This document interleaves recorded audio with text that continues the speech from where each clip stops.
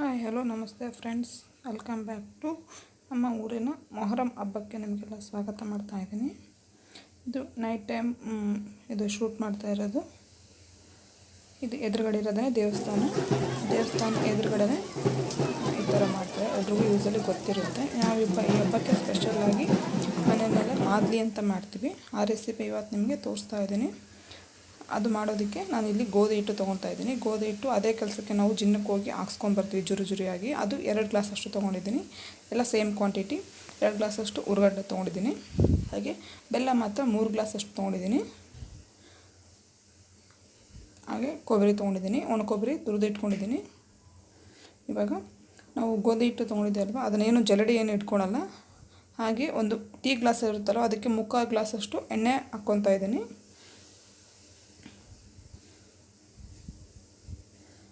ಇದನ್ನೆಲ್ಲ ಚೆನ್ನಾಗಿ ಮಿಕ್ಸ್ ಮಾಡ್ಕೋಬೇಕು. ಇದೆಲ್ಲ ಮಿಕ್ಸ್ ಆಗಿದ್ದಾರೆ. ಇದಕ್ಕೆ ಸ್ವಲ್ಪ ನೀರು ಹಾಕೊಂಬಿಟ್ಟು ಚಪಾತಿ ನಾವು ಮಾಡೋದಕ್ಕೆ ಯಾವ ಥರ ಹಿಟ್ಟನ್ನೇನು ಇಟ್ಕೊತೀವಿ ಅಷ್ಟು ಅದಕ್ಕೆ ನಾವು ಹಿಟ್ಟನ್ನೇನು ಇಟ್ಕೋಬೇಕು.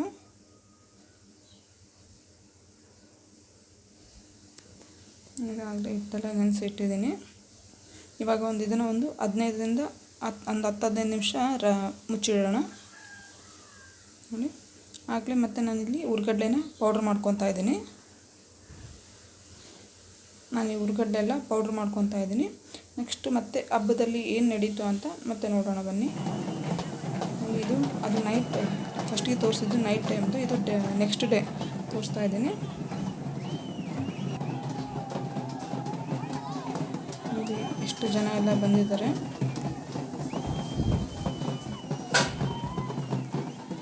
ನೀವು ನಿಮ್ಮ ಊರಲ್ಲಿ ಯಾವ ಥರ ಹಬ್ಬ ಎಲ್ಲ ಸೆಲೆಬ್ರೇಟ್ ಮಾಡಿದ್ರು ಅಂತ ನನಗೆ ಕಮೆಂಟ್ ಮಾಡಿ ಹೇಳಿ. ಎಷ್ಟು ಜನ ಸೇರಿದ್ದಾರೆ ನೋಡಿ. ದೇವ್ರನ್ನ ಎತ್ಕೊತಾರಲ್ಲ, ಅವರು ಬೆಂಕಿನಲ್ಲಿ ನಡ್ಕೊಂಡು ಬರ್ತಾ ಇದ್ದಾರೆ.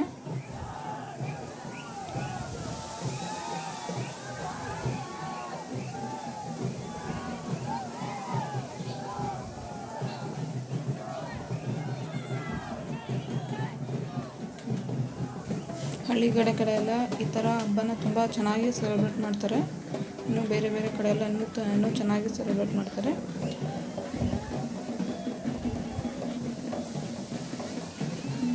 ಅಲ್ಲಿ ಬೆಂಕಿನಲ್ಲೇ ನಡ್ಕೊಂಡು ಬಂದ್ರಲ್ವ, ಅವರು ಇವಾಗ ದೇವ್ರನ್ನ ಎತ್ಕೊತಾರೆ ನೋಡಿ.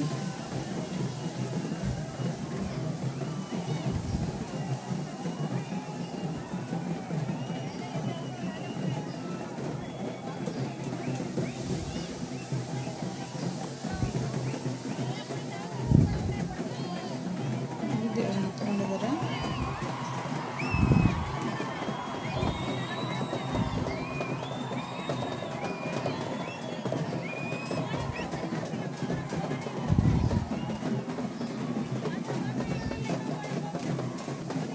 ದೇವ್ರನ್ನೆಲ್ಲ ಎತ್ಕೊಂಡಿದ್ದಾರಲ್ಲ, ಅವರೆಲ್ಲ ಇವಾಗ ಊರಲ್ಲಿ ಬೇರೆ ದೇವಸ್ಥಾನಗಳೆಲ್ಲ ಇರ್ತಾವಲ್ವ, ಆ ದೇವಸ್ಥಾನಕ್ಕೆಲ್ಲ ಹೋಗಿ ಬರ್ತಾರೆ ನೋಡಿ. ಅವರೆಲ್ಲ ದೇವಸ್ಥಾನಕ್ಕೆ ಹೋಗಿ ಬರಲಿ. ನಾನಿಲ್ಲಿ ಕಡಲೆನ ಮಿಕ್ಸಿ ಹಾಕ್ಕೊಂಡಿದ್ದೀನಿ. ಹಾಗೆ ಬೆಲ್ಲನೂ ಅದೇ ಥರ ಮಿಕ್ಸಿ ಹಾಕ್ಕೋಬೇಕು. ಫಸ್ಟ್ ಬೆಲ್ಲ ಮಿಕ್ಸಿ ಹಾಕ್ಕೋಬೇಕಂದ್ರೆ ಕೆಳಗಡೆ ಉರ್ಗಡ್ಲೆ ಹಿಟ್ಟು ಹಾಕ್ಕೊಂಬಿಟ್ಟು ಮೇಲೆ ಬೆಲ್ಲ ಹಾಕ್ಕೊಂಬಿಟ್ಟು ಮಿಕ್ಸಿ ಮಾಡ್ಕೋಬೇಕು.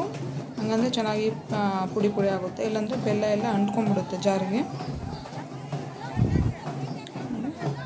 ಫಸ್ಟ್ ಒಂದು ದೇವಸ್ಥಾನ ಆಯಿತು, ಮತ್ತು ನೆಕ್ಸ್ಟ್ ದೇವಸ್ಥಾನಕ್ಕೆ ಹೋಗ್ತಾ ಇದ್ದಾರೆ.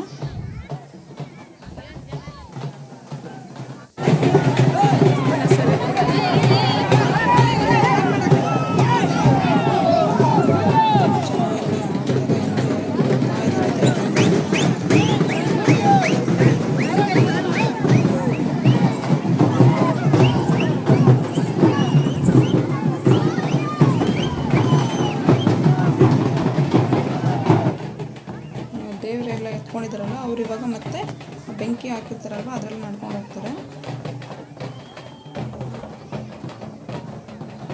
ಒಂದು ದೇವರು ಆಯಿತು, ನೆಕ್ಸ್ಟ್ ಇನ್ನೊಂದು ದೇವರು ಹೋಗ್ತಾ ಇದೆ.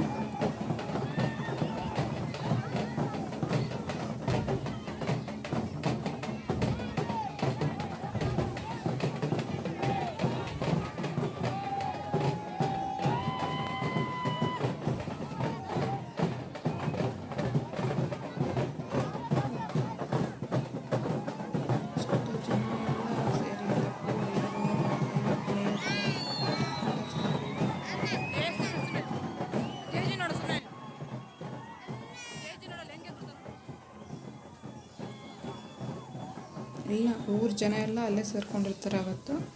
ಅಂದರೆ ಇವತ್ತು ಹಬ್ಬ ಇದೆ ಅಲ್ವಾ, ಅದು ಲಾಸ್ಟ್ನೇ ದಿನ ಅಂತ. ನಮ್ಮೂರ ಕಡೆ ಎಲ್ಲ ದೇವ್ರು ಸಾಯ್ತವೆ ಅಥವಾ ದೇವ್ರ ಮೈ ತೊಳ್ಕೊತಾರೆ ಅಂತ ಹೇಳ್ತಾರೆ. ಇವತ್ತು ಲಾಸ್ಟ್ನೇ ದಿನ ಇದು ನೋಡಿ. ದೇವರೆಲ್ಲ ದೇವಸ್ಥಾನ ಇರುತ್ತಲ್ವ, ಆ ದೇವಸ್ಥಾನದ ಎದುರುಗಡೆ ಹೋಗ್ಬಿಟ್ಟು ನಿಂತ್ಕೊತಾರೆ.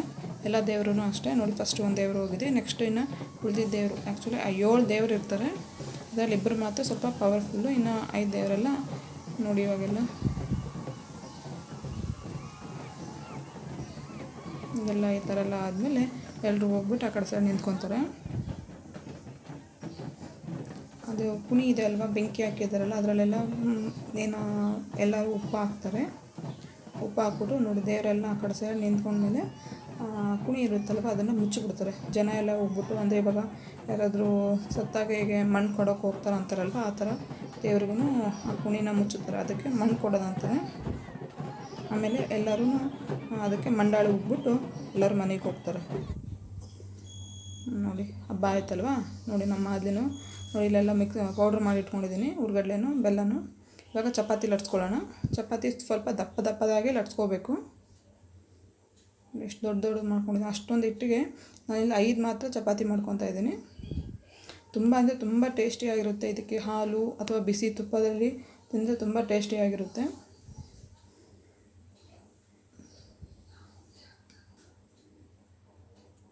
ಪ್ರತಿಯೊಬ್ಬರು ನಮ್ಮ ಮನೆಯಲ್ಲಿ, ನಮ್ಮೂರ ಕಡೆ ಎಲ್ಲರೂ ಮಾಡ್ತಾರೆ. ಹಳ್ಳಿಗಳ ಕಡೆಯಲ್ಲಿ ಯಾವ ಊರಲ್ಲಿ ಮೊಹರಂ ಹಬ್ಬ ನಡೆಯುತ್ತೆ ಅವರೆಲ್ಲರೂ ಈ ಥರ ಮಾದಲಿ ಮನೇಲಿ ಮಾಡ್ಕೊತಾರೆ.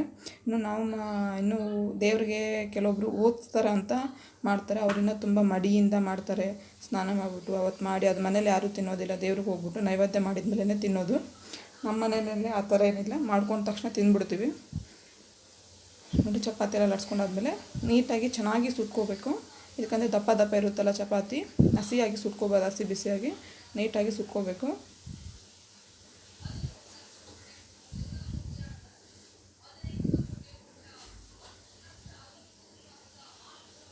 ಈ ಹಬ್ಬಕ್ಕೆ ಎಲ್ಲ ಚಿಕ್ಕ ಮಕ್ಕಳಿಗೆ ಎಲ್ಲ ಸಕ್ಕರೆನೂ, ನಮ್ಮ ಕಡೆ ಸಕ್ಕರೆನೂ ತೂಕ ಕೊಡ್ತಾರೆ. ಅವರು ವೇಟ್ ಎಷ್ಟಿರುತ್ತೆ ಅಷ್ಟು ವೇಟ್ ಸಕ್ಕರೆ ತೂಕ ಮಾಡಿಸ್ತಾರೆ.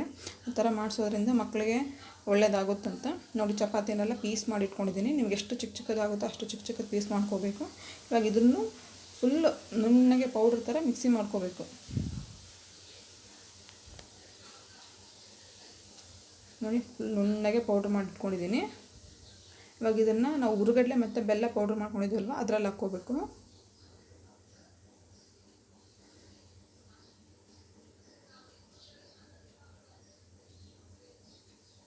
ಎಲ್ಲ ಹಾಕ್ಕೊಂಡಿದ್ದೀನಿ.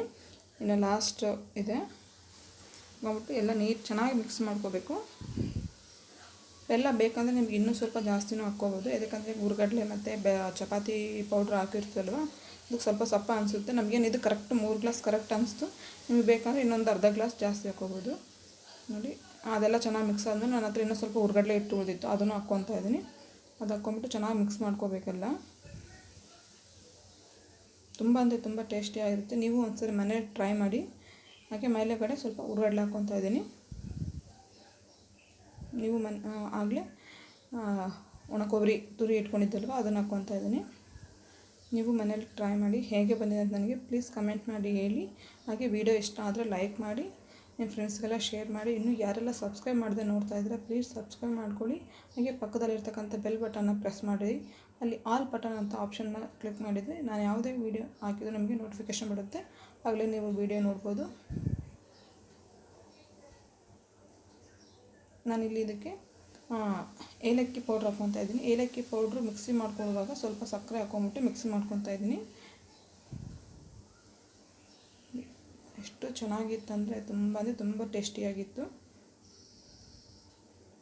ನಮ್ಮ ಊರಿನ ಸ್ಪೆಷಲ್ ಮೊಹರಂ ಹಬ್ಬದ ಸ್ಪೆಷಲ್ ಮಾದಲಿ ರೆಡಿಯಾಗಿದೆ. ಲಾಸ್ಟ್ ಎಂಡ್ ನೋಡಿ ಬಂದು ಭಕ್ತಾದಿಗಳೆಲ್ಲ ದೇವರಿಗೆ ಮಂಡಾಳಿಗೆ ಅವ್ರನ್ನ ಕಳಿಸ್ಕೊಡ್ತಾರೆ. ನಮಸ್ಕಾರ.